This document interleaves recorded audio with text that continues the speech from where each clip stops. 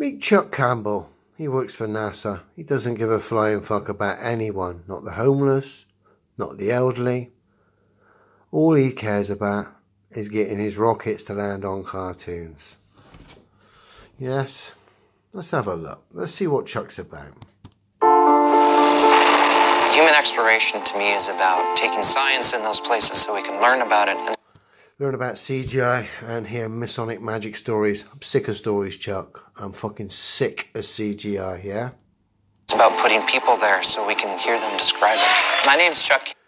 What helps solidify the lie is when you employ and get a load of nerds together in a room, dress them up, supply them with some data and some CGI images that come through on a screen, and this is the result. A nerd circle jerk of the highest order as they go into a frenzy over the latest data.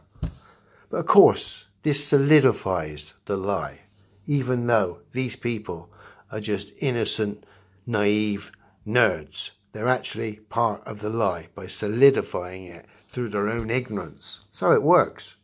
And I'm working to get big things on the surface of Mars. Fuck you, Chuck.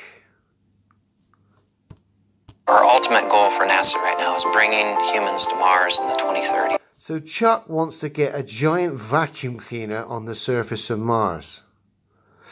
So what's the appeal here? So everyone's going to go visit this giant vacuum cleaner? Because what is there to do in Mars, Chuck? There's no forests. There's no coastal walks. There's no shopping malls. What are you going to do there? Just hoover up? It's a fucking joke. To put something this big on the surface of Mars so that we can put people there. This is a really tough problem. Who the fuck wants to go to Mars? Travel for a year just to use your fucking hoover. Forget that. Just go to the Sahara Desert for a week. I never understood the appeal of Mars. Ever. Even as a kid. Especially now I know what I know.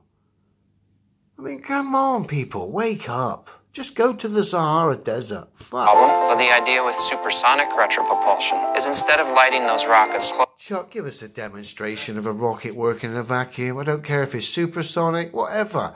Give us a demonstration of a rocket working in a vacuum so we can see propulsion work in a vacuum.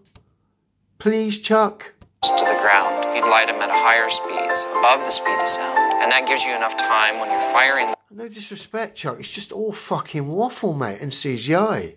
...rockets to slow the vehicle down and then touch down safely. I think the best part about it for me is the fact that it's not been done before. Oh, Chuck, fuck off, mate. We've had fucking thousands of fucking CGI images.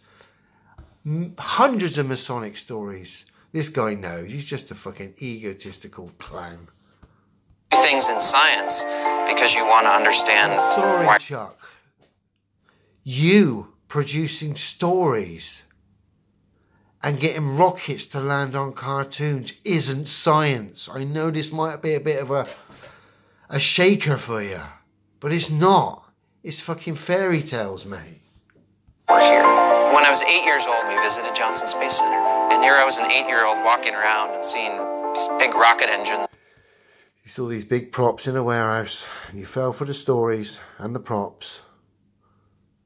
And you've been using up loads of blue roll over your Space Weekly magazine ever since. You fell for it, Chuck. They were many times taller than I was, and it's about being able to see that become real. Yeah, you've got to have a good imagination, ain't you, Chuck? Fuck you, NASA. Biggest pantomime company on Earth. And the fucking... When I see you work, it's comedy gold, but when I see stuff like that, man, that annoys me. Fuck yous.